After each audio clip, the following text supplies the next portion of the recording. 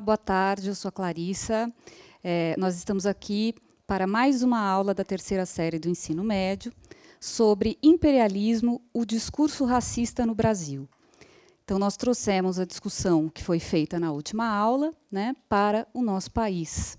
Quem vai ministrar essa aula para vocês hoje é a professora Luíse Coutinho. Olá, pessoal, tudo bem?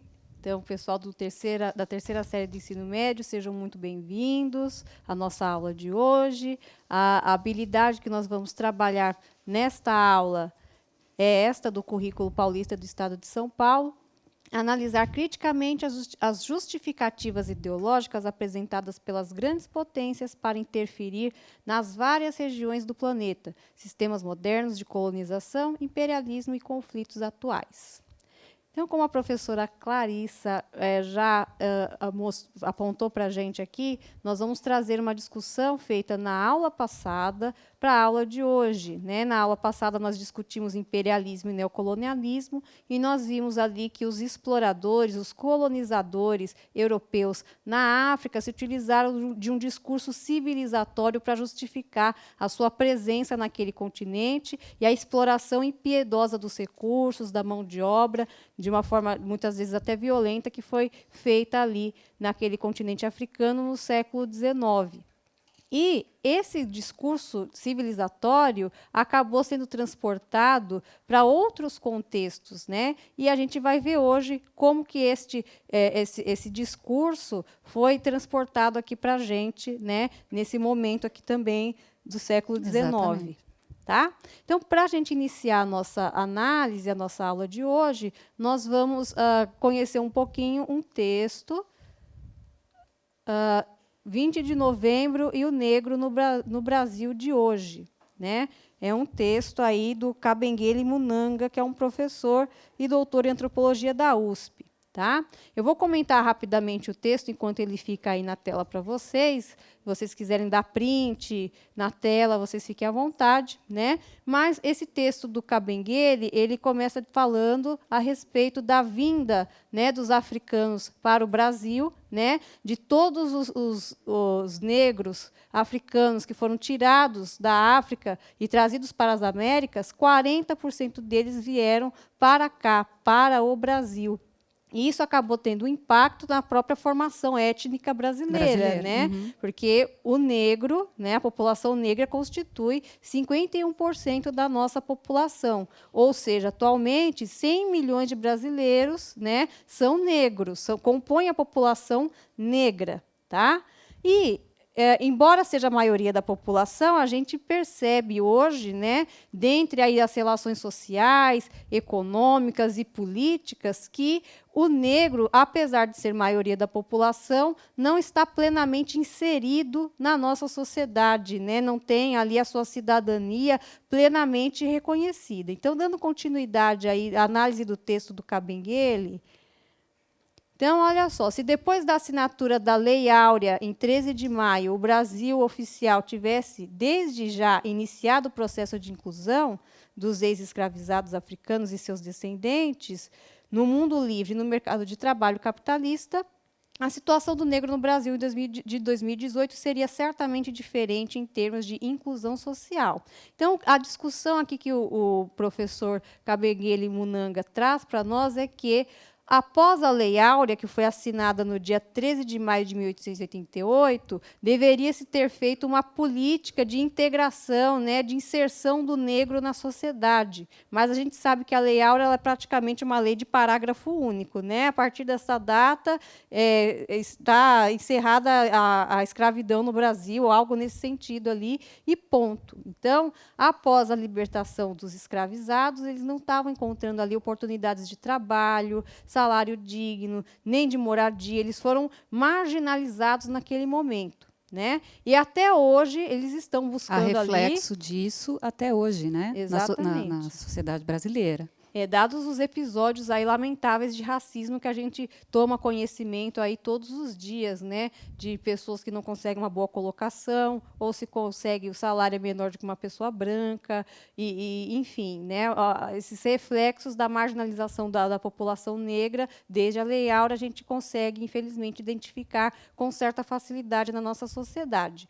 E, lá no século XIX, já existiam pessoas, teóricos ali europeus, que traziam lá aquele discurso civilizatório, né, de raça superior, e isso acabou sendo impregnado na nossa visão, aqui na cultura, no tratamento, né? E lembrando que a ciência, ela acabou, de certa maneira, reiterando, né, e estruturando todas essas teorias racistas do século XIX. Né? Então, a gente tem uma série de teóricos aí que falavam dessas questões da superioridade da raça branca e inferioridade, né, da raça negra.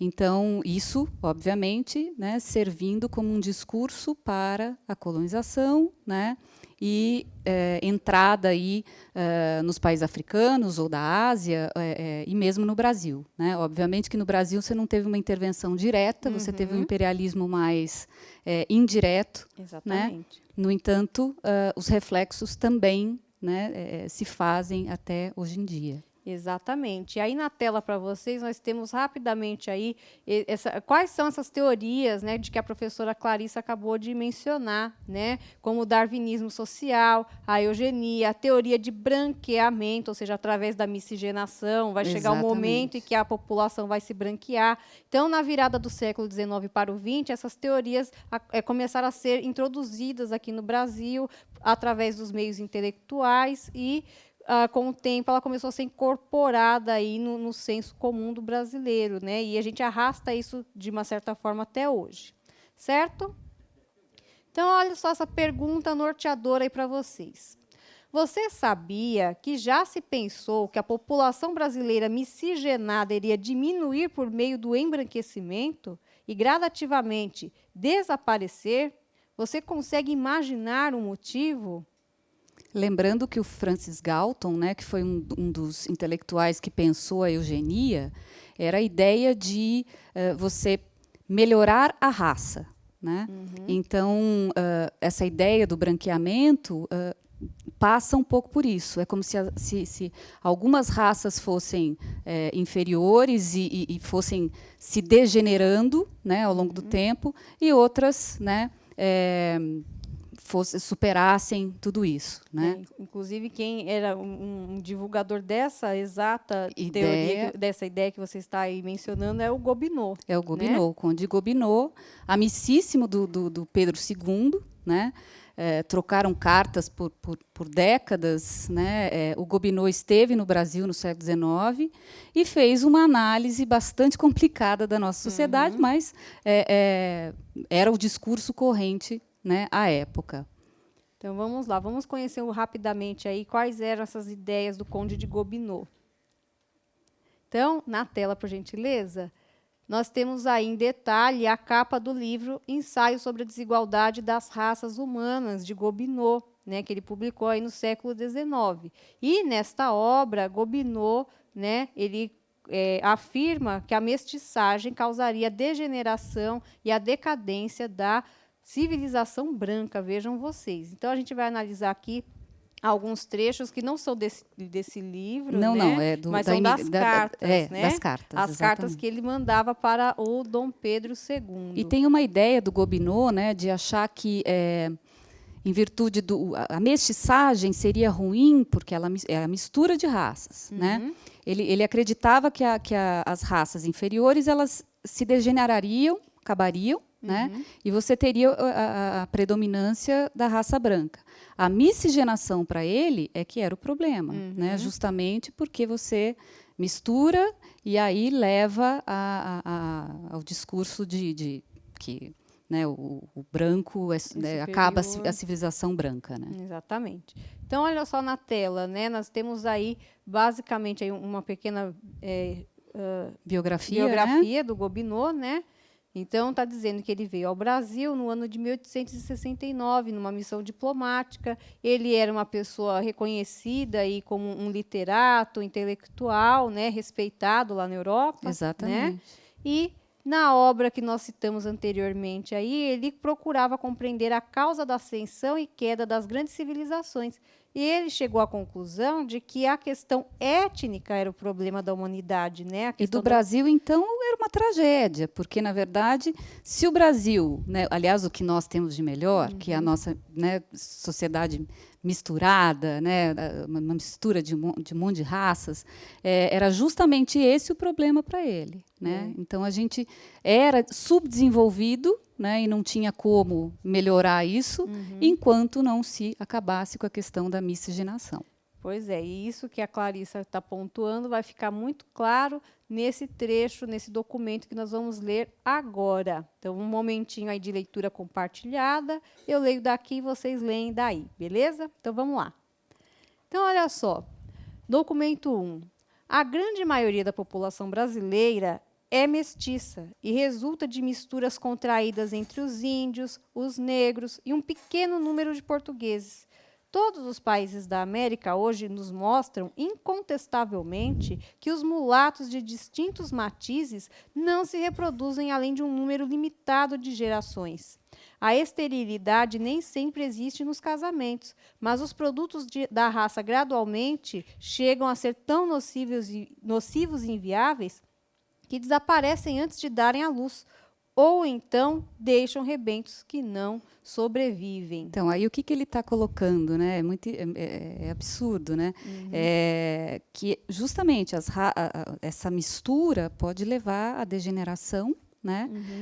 Porque se as raças inferiores elas vão acabar, né, ao longo do tempo, ela não vinga, né? Ela não vinga, então o problema seria realmente você, né, ter essa mistura de raças. Exatamente, porque aí, como a professora pontuou, a miscigenação deteriora a chamada civilização branca, porque é como se ela tivesse genes de baixa qualidade, ela nem perpetua, né? Ele cita ali esterilidade, ou então os filhos que ou morrem prematuramente, ou mesmo a gravidez que não vai até o final. Então, ele aponta que esse é o caminho aí genético, né, da população negra, ele fala dos indígenas também, e que ela degenera a chamada civilização branca. Por isso, inclusive, que uma das sugestões para ele, né, para o Pedro II, era a ideia de trazer pessoas para cá, né, trazer europeus para cá, para branquear essa população. Exatamente, né? acabou, de uma certa forma, acontecendo lá no período do café, né, mais para frente.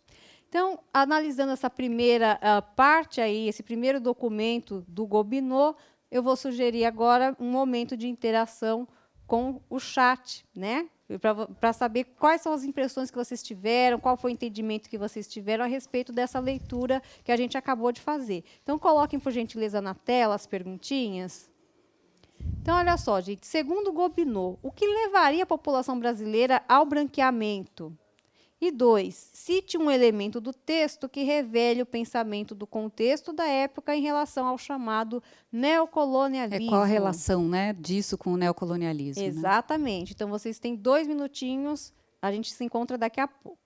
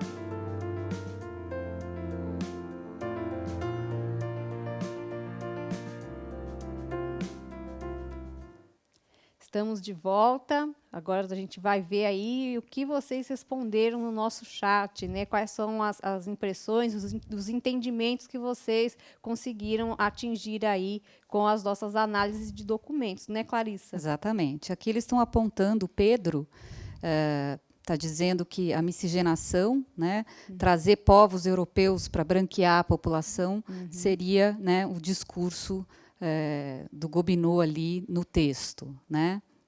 E o elemento do texto que revela aí o pensamento do contexto da época é a ideia de levar a civilização, né? Então, fortalecer os brancos. Isso. O Pedro a Rafaela está dizendo, desculpa, né? Muitos apontaram aqui, né, o discurso do racismo, da desigualdade, né, diante dessa questão aí do século XIX. Exatamente. Então, agora a gente vai fazer mais uma interação via chat, mas antes a gente vai analisar outro documento também, né, produzido pelo Gobineau. Dessa vez é um trecho de carta, né? Isso. Uma carta que ele destinou a Dom Pedro II em 1869. Então, vamos colocar ali na tela, mais um momento de leitura compartilhada. Eu leio daqui, vocês leem daí. A grande maioria dos plantadores, devido à sua deplorável situação econômica, que mencionei há pouco, a Vossa Excelência, vive num estado muito próximo da barbárie, em meio aos escravos, não se distinguindo deles nem por gostos mais refinados, nem por tendências morais mais elevadas. Consequentemente, o comércio, os interesses e todas as fábricas, grandes ou pequenas, estão nas mãos dos estrangeiros. Então, olha só essa visão aí do Gobineau, né? Até falando de impactos econômicos da questão da miscigenação. Então, analisando aí, construindo entendimento acima desse documento, a gente vai também fazer mais uma interação via chat. Na tela, por gentileza. Qual é a relação que o autor faz no texto para afirmar que o nosso país estaria em um patamar de subdesenvolvimento? A relação com a questão racial? Então, vocês têm 2 minutos. Daqui 2 minutos a gente volta.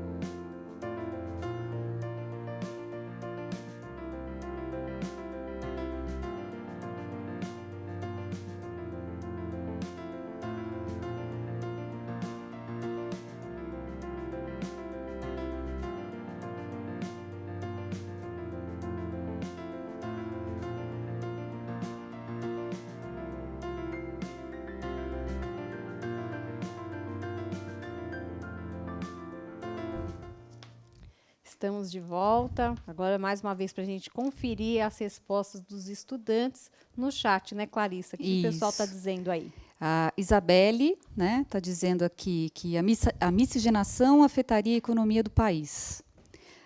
Etnia e economia, então ele está atrelando, o Cauã está dizendo aí, né? Alguns apontam, Beatriz fala que estaríamos nas mãos dos estrangeiros, né, a nossa economia.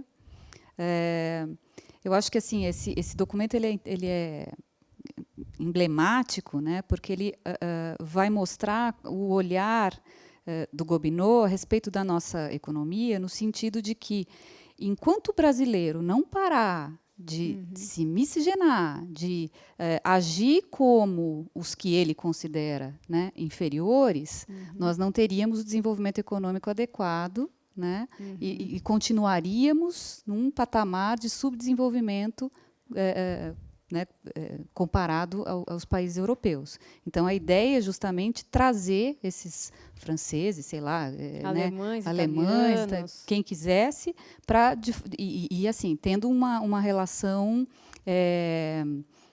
dessas pessoas tocarem a economia e né, não serem preguiçosos. Ele coloca aqui, né, não se distinguindo deles, nem, né, o brasileiro parece que não se distingue pelo hábito, pelo gosto, né, não tem nem moral. Ele já entra numa outra questão, inclusive, né?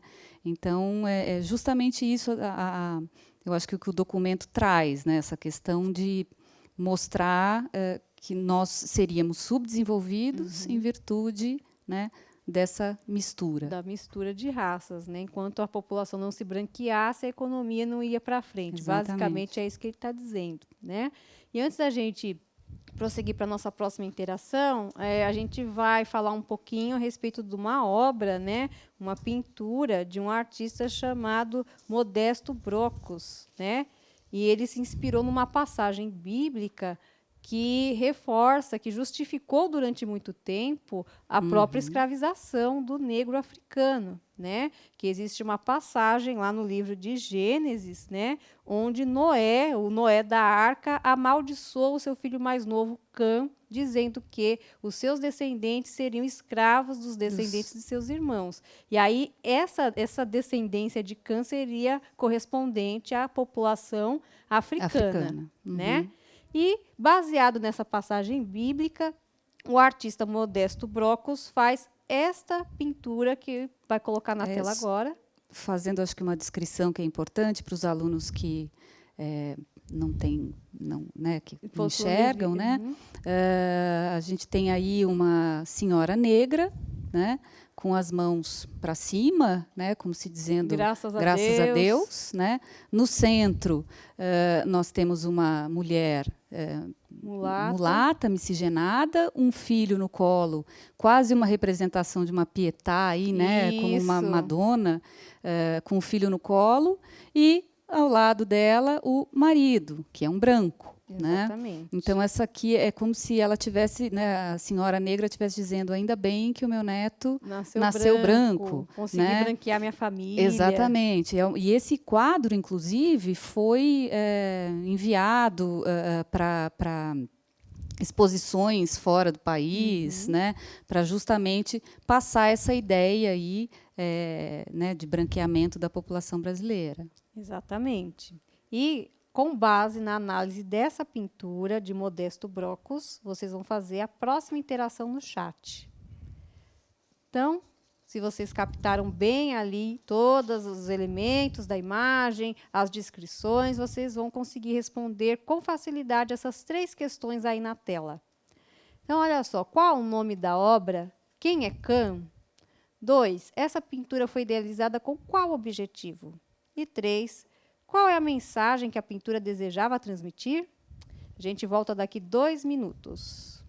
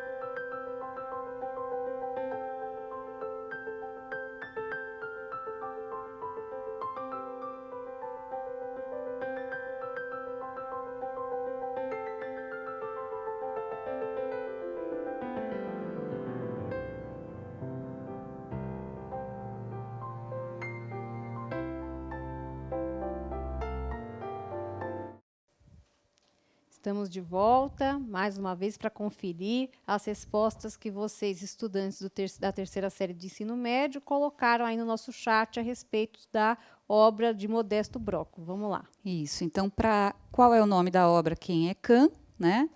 Eles falam lá, né, a redenção de Cã, o Cã seria o filho de Noé, né? E essa pintura foi idealizada com qual objetivo?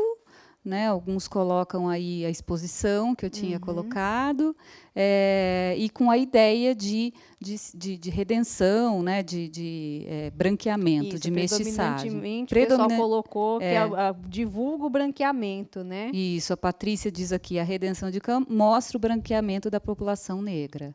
Exatamente. E, continuando aí nas nossas análises de imagens, nós vamos analisar dois cartazes, né, professora Clarissa? Isso. Sobre a exposição antropológica, né? São cartazes que foram feitos aí no século XIX. Isso, são os jardins zoológicos humanos. Isso, tá? Olha só. A gente vai ver como é que essa população, muitas vezes, era levada para a Europa, né, e ali colocada em exposição, para que os europeus conhecessem essas outras etnias, mas de maneira bastante complicada. Né? Isso, né? Então, olha só na tela aí a primeira imagem. Então, olha só, cartaz da exposição antropológica, fazendo uma descrição aí, ela aparece um pôster, né, professora? É um pôster. E na parte de cima nós temos indígenas, né, que estão brigando ali, né? E depois na parte de baixo ele numa cena mais coloquial, né, com a oca, as pessoas pouco vestidas, né, com o corpo exposto, né? Africanos ali parece, Isso. né? Parece uma coisa mais tribos, né? Então olha só, a denominação ou expressão zoológico humano, que é o que está escrito na parte ali em vermelho lá em cima, né? Faz referência à atitude cultural que prevaleceu nas metrópoles dos impérios coloniais até o início do século XX. As exposições coloniais eram eventos onde o público da metrópole podia observar e ter contato com amostras de nativos de territórios colonizados, expostos em situações forçadas num ambiente semelhante aos dos seus lugares de origem. Então, era como se fosse um zoológico mesmo, né? Eles criavam um habitat ali, né? E a pessoa ficava exposta para que os brancos olhassem ali aquelas populações étnicas e vissem como que elas são, no habitat natural delas, como é que é a vida delas, como se fosse um bicho no zoológico, porque são seres exóticos, exatamente, né? Seres diferenciados. Uma visão de mundo, né? Uma visão de mundo extremamente etnocêntrica e racista. Então, olha só. A próxima imagem. Aí a gente já tem um quadro, né, uma charge, na verdade, da Revista Ilustrada, no Rio de Janeiro, de 1882. Então, já está trazendo para cá. Né? Antes, os jardins zoológicos aconteciam na Alemanha, na França, eram muito comuns. Né? Aqui a gente está pegando uma revista ilustrada do Rio de Janeiro, que mostra, né, um botocudo, né, um povo indígena, né, um indígena e um negro, né, e ali a gente vê uma apresentação, né, as pessoas chamando, né, uma população ali, e essa população chegando, que seriam os europeus que estão chegando para trabalhar na nossa lavoura, para trabalhar, né, no país, e horrorizados com aquelas, né, figuras, né, que aparecem na imagem. Né? Então, até o narrador lá afirma: e que é atrativo para os colonos que devem vir salvar a nossa lavoura, num país, dirão eles, onde há escravos desta cor e homens livres desse feitio? Pois é. É bem parecido com o que a gente discutiu na aula anterior, né? A questão da missão civilizatória do branco. Exatamente. Nós, brancos, viemos aqui para salvar essa sociedade bárbara aqui, colocar a economia para frente. E esse documento vai ao encontro também do que o próprio Gobineau coloca. Exatamente. Né? Então, vamos substituir essas duas figuras aqui, né, pelo trabalho desses brancos. Exatamente, né? é a mão de obra assalariada, né? Que a gente sabe que ela foi substituída não só pelas questões étnicas, mas a própria questão econômica, porque a escravidão exatamente. já estava ali inviável naquele momento. Exatamente. Então, com base na análise dessas duas imagens, mais uma interação via chat para a gente. Coloca na tela, por gentileza, a pergunta. Qual é a relação que podemos estabelecer entre as imagens e as teorias racistas dos séculos XIX e XX? Voltamos daqui 2 minutos.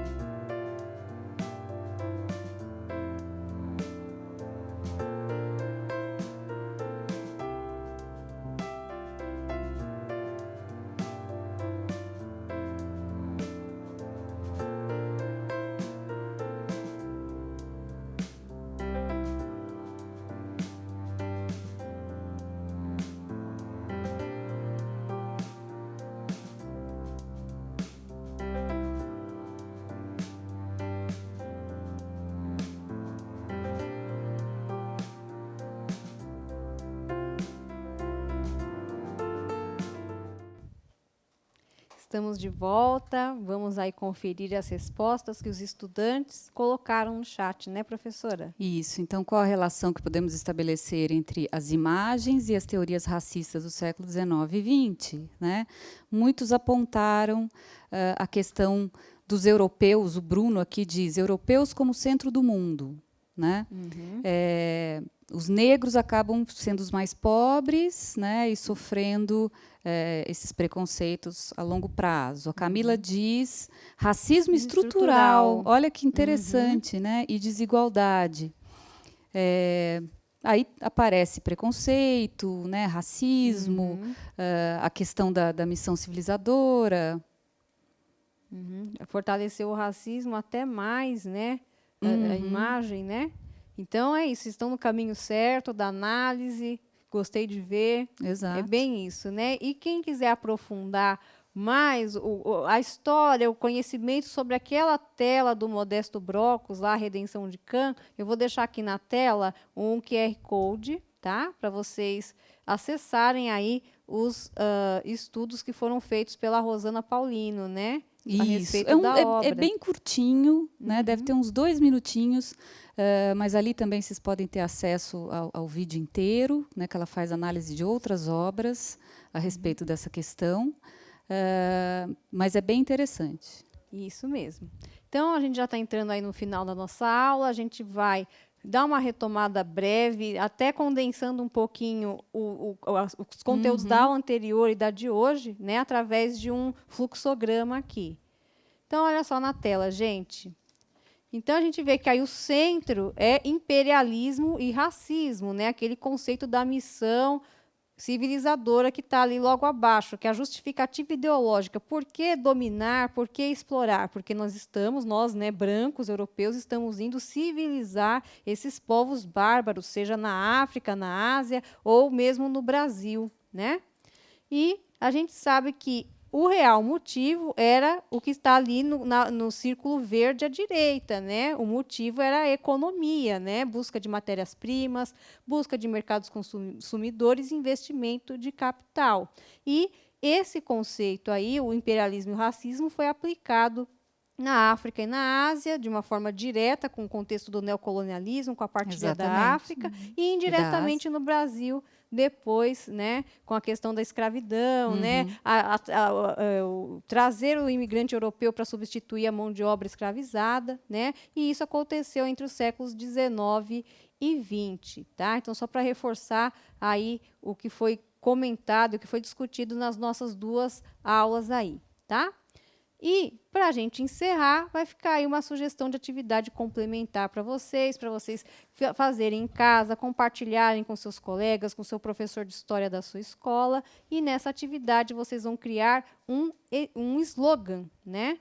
Então, olha só, por meio de um folheto, elabore um slogan que contemple os preceitos de igualdade da Constituição Brasileira de 1988, enquanto explicita que as pessoas são iguais, possuem os mesmos direitos, independente de sua cor, raça ou etnia. É importante que eles deem uma pesquisada, né? Coloque no Google lá, Constituição, artigo 5º, né? Dê uma pesquisadinha nisso antes de fazer. Né? Exatamente.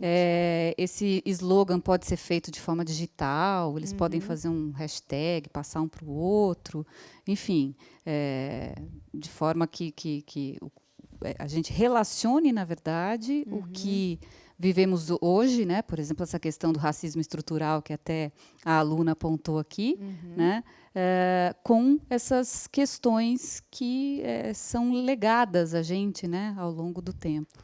Exatamente. O slogan é aquela frase de efeito, né, que aparece muito em propaganda, né? E é uma frase onde você tem que condensar todo esse ideal da igualdade racial, tem que conter ali implicitamente essa questão da Constituição, né? Esse reforço do direito, né, da cidadania, da igualdade racial aí, tá?